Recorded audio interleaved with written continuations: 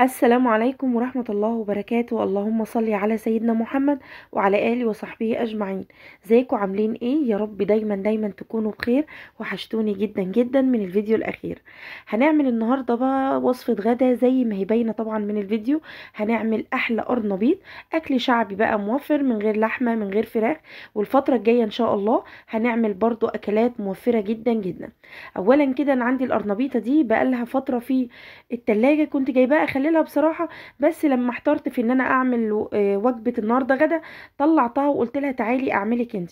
فلما تنقوا بقى القرنبيط هاتوا القرنبيط المليان، بلاش تجيبوها الفاضية دي. بصراحة انا ما كنتش انا اللي جايباها، كان حد جايبها لي، ولما شفتها كده كنت عايزة اخليلها. فانتي بقى وانتي بتنقي القرنبيطه هاتوها البيضه المكببه اللي ماسكه في نفسها، تلاقيها مدوره كده وكلها كتله واحده، ما تبقاش مفرغه كده. بس دي برضو هنعمل منها احسن وصفه ان شاء الله. انا قطعت بقى القرنبيط بتاعي كده قطع صغيره على قد السلق بتاعي، واي حتت بقى صغيره او اي فتافيت هنسيبها برضو علشان هقول لكم هنعمل بيها ايه. وجبت كمان بقى، كان عندي البتنجانتين دولت في التلاجة، هنعمل منهم طبق بتنجان كده جنب الاكل، طبق بتنجان بالصلصة. طبعا يعني ده زي طبق المسقعة بالظبط. فطبعا لو عايزين تحطوا فلفل فيه حطوا براحتكم جدا. انا ولادي ما بياكلوش الفلفل، فانا كنت عامله لهم الطبق ده لان هم طالبينه، يعني كانوا عايزين مسقعة بس من غير فلفل او شطة. بيقعدوا ينقوا كده البتنجان بس ويسيبوا الفلفل. فانا بقى كنت هاكل القرنبيط، فكنتش محتاجه ان انا اكل مسقعة قد كده. فعملت لهم بس البتنجان بالصلصه بالثوم، زي ما انتوا هتشوفوه طبق خفيف جدا وحلو قوي. بس طبعا ممكن حضراتكم تزودوا فيه الفلفل، يبقى طبق مسقعه سريع حلو قوي هيعجبكم. اول حاجه بقى علشان اعمل الخلطه بتاعه القرنبيط، انا جبت طماطميتين حجمهم صغير كده وبشرتهم. ممكن تضربيهم في الكبه، ممكن تستغني عنهم خالص. انا بعملهم زي ما اتعودت في بيت والدتي، كانت دايما تحط الطماطميتين دولت كده المبشورين، بيدوا طعم حلو وتسكيره حلوه كمان في القرنبيط. جبت كمان عليهم بقى شويه كزبره خضراء، قطعتهم يعني كام عود كده من الكزبره، يعني زي نص ربطه، لان الربطه اليومين دولت ما فيهاش اي حاجه، صغيره جدا، فهي يعتبرهم الكام عود دولت نص ربطه. حطيت كمان كوبايه من الدقيق، حطيت كمان بيضه واحده، حطيت كمان معلقه كبيره من النشا. والتوابل اللي هضيفها مش هضيف اكتر من ملح، هضيف كمان معلقه صغيره من الفلفل الاسود، هحط كمان كمون، هحط كزبره، وهحط شطه، يعني شطه حمرا كده، مش هكتر كتير عشان الاولاد. وكمان هنحط بقى معلقه صغيره من الثوم المهروس، او 3 يعني 3 فصوص من الثوم المهروس. كنت نسيت هنا البيكنج باودر، مش هحط غير ربع معلقه بس من البيكنج باودر. ما تكتروش البيكنج باودر لانه هو هيطريها. فلو عايزين بقى مقرمش كده وحلو ممكن ما تضيفوش خالص، او تحطوا بس ربع معلقه صغيره من البيكنج باودر. حطيت الميه هنا بقى على قد المقدار، مش هخليه لا خفيف قوي ولا تقيل قوي.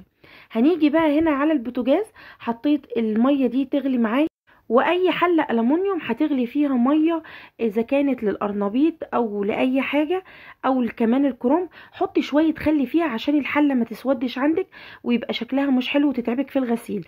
كمان شويه الخل دولت هيخلي القرنبيط ابيض لونه فاتح حلو قوي. حطيت في الطاسه دي البتنجان يتقلي معايا، وحطيت القرنبيط لغايه ما يستوي.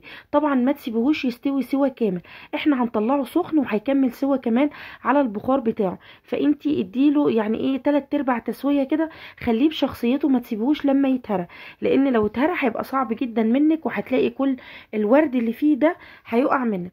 قليت كمان البتنجان هنا، وهحط بقيه الكميه كلها لغايه ما نقليه.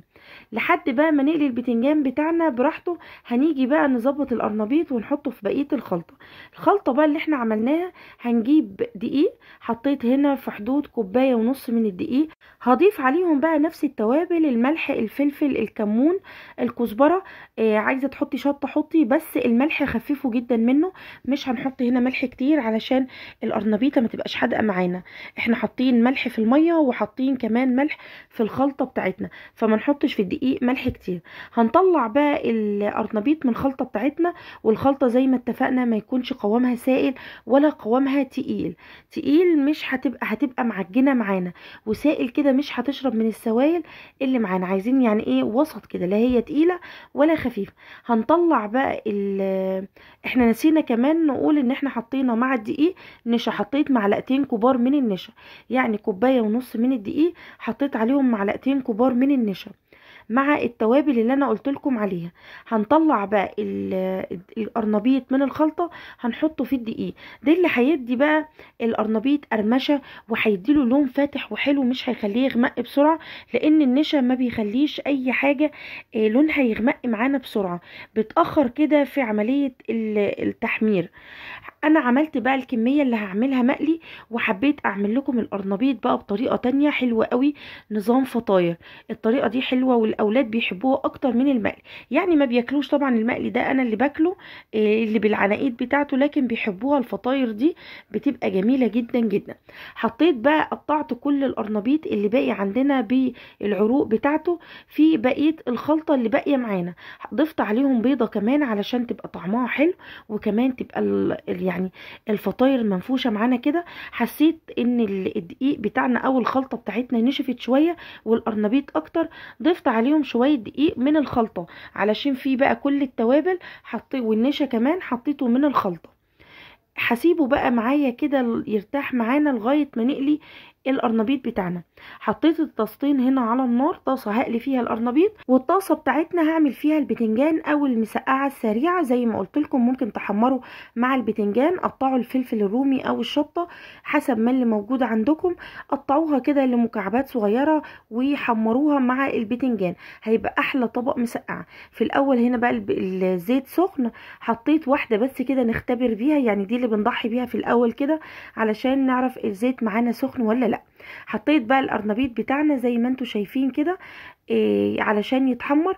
وفي الطاسه التانية حطيت التوم اول ما بدأ ان ريحته تطلع حطيت الطماطم المبشوره، دول في حدود 4 طماطميات حجمهم صغير مبشورين، ممكن تضربوهم في الخلاط، بس مبشورين كده بيدوا طعم حلو وبيدوا كمان شكل حلو. هندي بقى هنا كمون، هندي ملح، هنظبط كده ونسيبها لغايه ما تغلي شويه وتتسبك معانا. وبعد كده هننزل بالبتنجان بتاعنا، لو عندك الفلفل او الشطه هتنزلي معاهم فيه. هسيبها بقى 5 دقايق بس تاخد وتدي مع الصلصه دي البتنجان، واحنا مغطيينهم لحد ما الطاسه الاولانيه بتاعت القرنبيط كده تستوي معانا. وزي ما انتوا شايفين ما شاء الله لونه حلو جدا ازاي ومقرمش جدا، علشان النشا اللي احنا حطيناه لونه ذهبي وجميل ما شاء الله، وطعمه كان حلو جدا، هيعجبكم باذن الله. هنحط بقى هنا كمان بقيه الطاسه بتاعتنا، كانت خلاص بقى البتنجان معانا ادى غلوتين كده، وهنطفي عليهم زي ما انتوا شايفين، ما حطيناش اي ميه ولا اي سوائل. هنا بقى شلت كل الشوايب اللي في الزيت من القرنبيط اللي فات عشان الزيت يبقى نظيف، وهبدا احط بقى الفطاير بتاعتي. كل اللي انا بعمله بجيب معلقه كبيره من الفطاير بتاعتي دي او القرنبيط بتاعي، بحطها في الزيت وبظهر المعلقه كده بفردها علشان يبقى شكلها مدور. هحط بقى كده لغايه مش هقلبها، لو قلبتها كل ده هيتبهدل معانا. هديها بقى ان هو تقليبه على الظهر لما يمسك من على الظهر لغايه ما يتحمروا معانا. وخلوا النار اللي هتقلوا فيها القرنبيط تكون وسط، ما تكونش عاليه قوي وما تكونش واطيه قوي علشان ما يشربش زيت. خلاص هنا زي ما انتوا شايفين القرنبيط قليناه. عملنا كمان شويه سلطه بقى، يعني هو قرنبيط يبقى سلطه، علشان كده نحط في العيش شويه قرنبيط سلطه. يا سلام لو بصل اخضر يبقى حاجه حلوه قوي، ممكن معلقه كده من المسقعه يبقى سندوتش محترم.